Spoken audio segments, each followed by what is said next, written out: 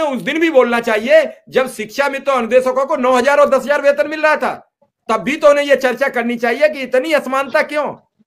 लेकिन जब उन पर वजन आया कि ऑनलाइन हाजिरी आप भी शामिल हो गए, शिक्षा मित्र भी शामिल हो गए, अनुदेशक तो चीखते घूम रहे हैं, लगातार धरना हो रहा। अब राजनाथ सिंह जी से मिलने दिल्ली आ रहे हैं। जब जाके पाउन फटी बिवाई, वो का जाने पीर पर आई। शिक्षा मित्रों के समायोजन को लेकर अनुदेशक साथियों के मानदेय को लेकर लगातार संघर्ष जारी है। उसी कड़ी में एक बड़ी अपडेट निकल के आई है जो कि आपके लिए काफी महत्वपूर्ण होने वाली है। आप लोग पहले ऑनलाइन हाजिरी में सब फंस गए, जरूर देखिएगा।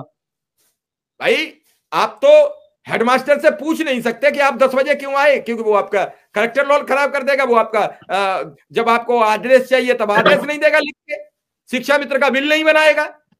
आप तो वो एक जगह पिलर बना दिए गए कि इधर झुकोगे तो इधर वाला मर जाएगा, इधर झुकोगे तो बिल्कुल सीधे खड़े हो, सतर्क एकदम, हिलना नहीं है।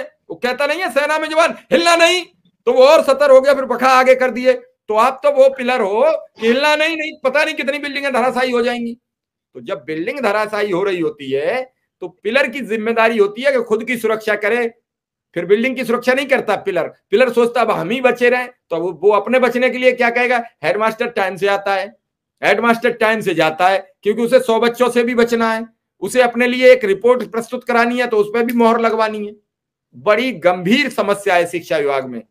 शिक्षा विभाग में ये कोड़ जो व्याप्त है, मैं आए दिन सोचता हूं बेसिक शिक्षा अधिकारी का एक ऐसा पद है जहां मलाईदार पद के लिए लाखों रुपया देके लोग नियुक्त होते हैं। क्यों? कुछ तो मिलता होगा। आखिर कई जिलों से आज तक रिपोर्ट आपकी नहीं भेजी जा सकी है ट्रांसफर पोस्टिंग की, जो रिपोर्ट शासन ने मांगी है। क्योंकि शायद कोई मरे जिए 2, 4, 5, 10 हजार वाला ही आए।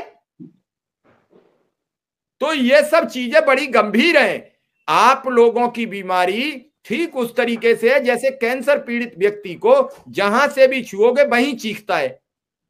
तो शिक्षा मित्र अनुदेशक वो कैंसर रूपी प्राणी बन चुका है कि वेतन के बाद ऑनलाइन अटेंडेंस के बाद पढ़ाई, कैट, सी टेट, जी टेट, पी टेट। आप देख रहे हो कि 22,000 बीएड शिक्षक निकाल दिया आज बिहार में, 22,000। उन्होंने कहा आपने बीएड करके प्राथमिक में आपने फॉर्म कैसे डाल दिया, यह हाई कोर्ट का आदेश है।